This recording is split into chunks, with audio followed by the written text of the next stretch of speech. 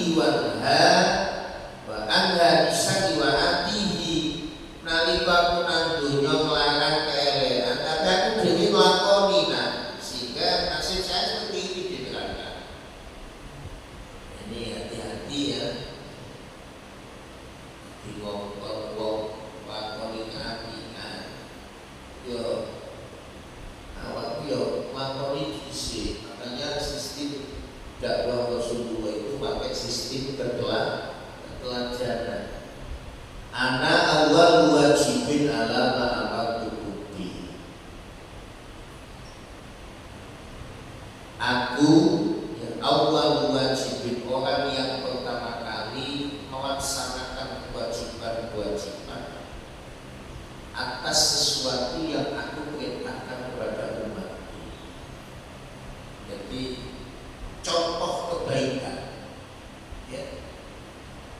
Jadi gak cukup hanya mau itu hasanah, tapi kita harus bisa jadi uswatun hasanah. Jadi ketika Rasulullah memerintahkan sesuatu, beliau pelaksana pertamanya. Berarti kan contoh, karena ngomong jamaah, tapi gak tahu jamaah. Poso, tapi gak tahu poso. Nah ini kan hanya sekedar mau ridho hasanah, tapi dirinya tidak bisa jadi uswatun hasanah.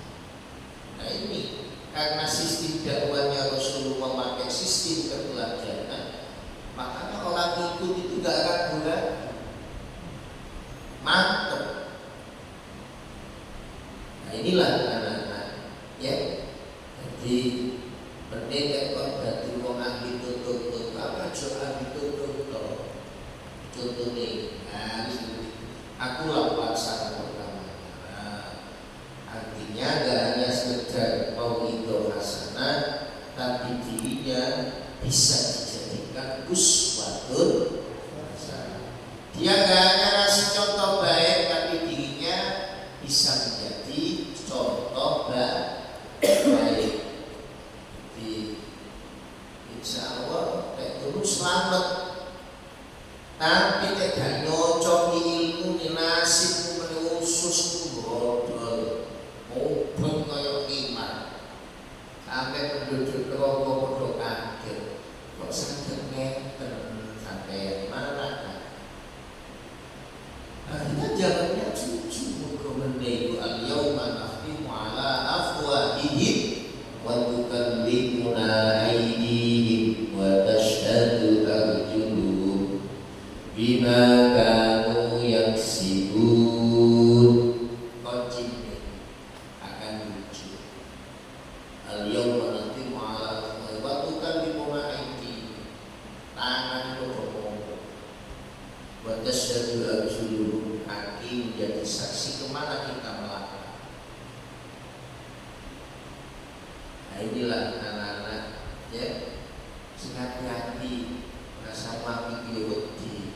Ketika berdoa waktu sudah dia jelek, aku ustaz berdoa dengan bagus. Allah nggak bisa membayangkan.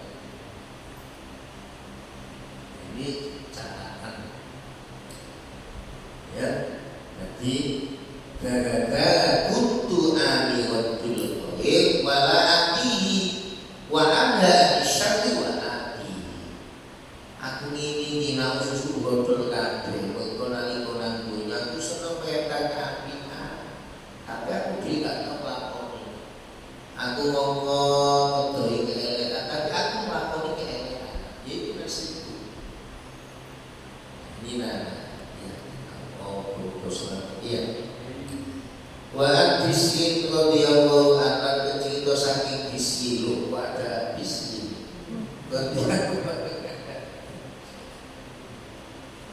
Au khasaba Allah ta'ala au khabari wa hisaba Allah ta'ala ila Daud Nabi Daud alaihi salam.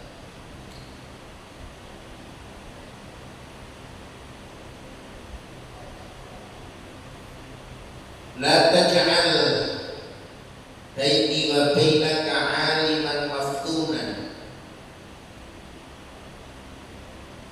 la taj'al jadaka sira baini dalem antarane ingsun wa bainaka dalem antarane sira 'aliman iku alim maftunan kan den fitnah.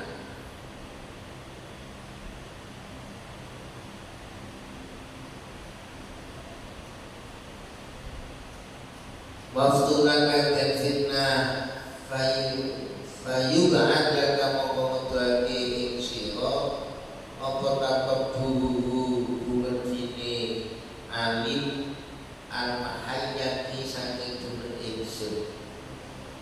Ulalika utai mengkono-mengkono alim iku kutha-kutha iki wong kang kebedalan ana ibadi atase kawula ingsun.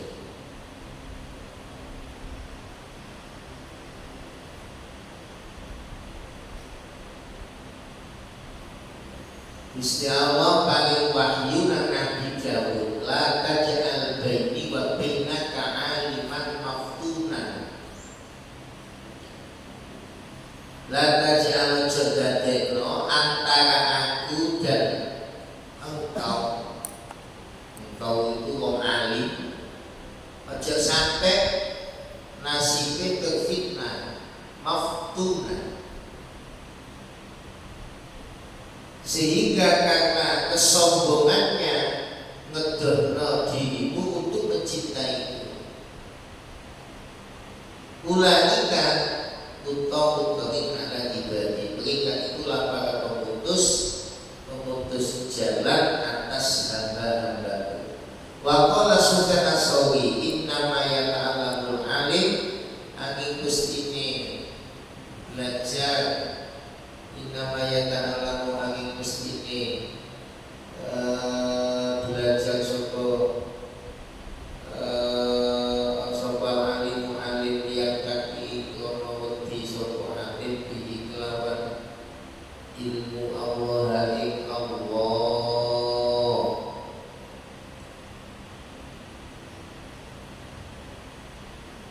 Sufyan as-Sauri nambahi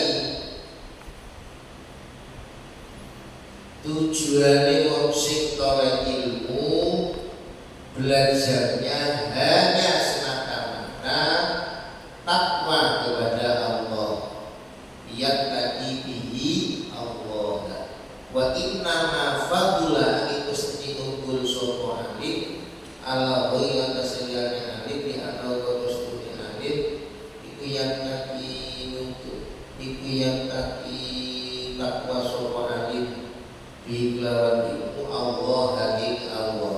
Jadi tujuane belajar hanya semata-mata dan dadi wong wedi nang pangeran, maka kelebihan atas orang lainnya adalah karena dia bertakwa kepada Allah. Jadi kemuliaannya itu karena ketakwaannya. Makanya kurikulum para alim ulama bagaimana santrinya menjadi orang-orang yang takwa kepada Allah. Innama yasallahu min ibadihil ulama. Jadi kurikulumnya para ulama. Ya kok besok awakmu berdiri meneh dadi wong sing wedi, wong sing takwa kepada Allah. Makanya dalam kitab Ibnu Aqil itu ya, kenapa Yai Imam Ibnu Malik nyontohno kalam pada lafaz kalam naladun fitu kas hakim ya, kalam ulama aku lafaz mufid seperti faedah lafaz hakim. Itu ternyata dalam Ibnu Khaldun jelas kok dikasih contoh seperti faedahnya lafaz istaqim. Ternyata itu dijazahi nang awak Yai Malik, Yai Muhammad bin Malik pengarang Alfiyah dijazahi nang awak dhewe kabeh.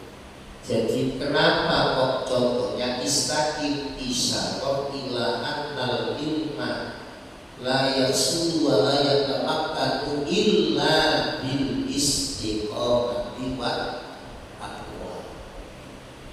Jadi musonif nyunturno kalam dengan contoh kasakin istakin itu sebuah isyarah ila anna ilma la yahsul wa la yatamakkan, agar kamu hasil ilmu nih mancep nang ati nang jodoh, biar hasil ilmu kita, biar berhasil apa yang kita cita-citakan hanya bisa ditempuh dengan jalan bil istiqomati wa taqwa.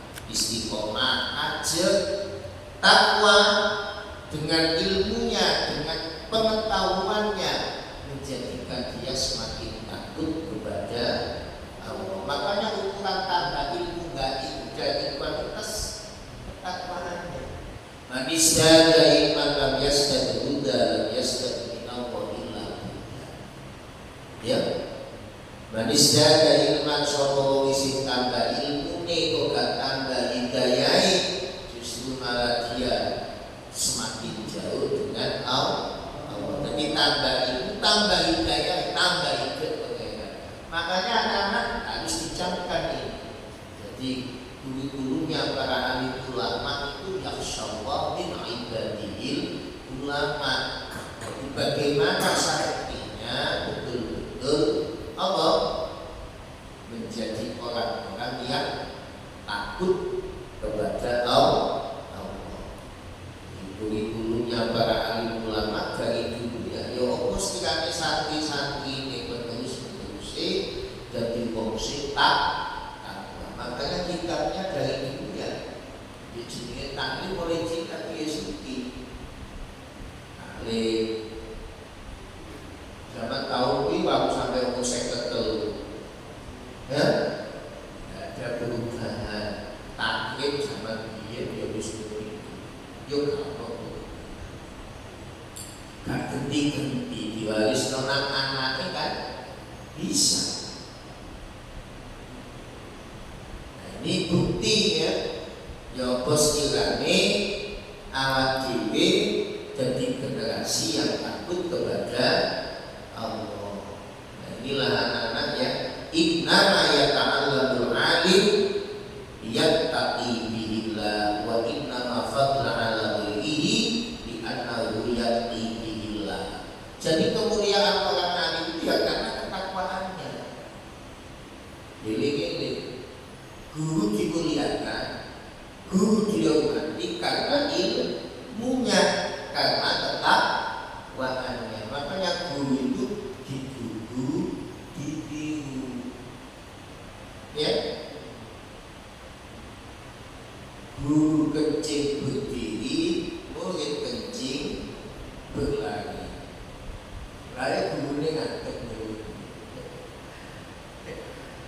Ya, makanya harus bisa digugu, ditiru. Baik dalam mau cacat atau hadal kosdi kelas sejo. Dan tujuannya cacat bukan karena menambah ketakwaan, tapi ada selain dari itu wafasad dan rusak.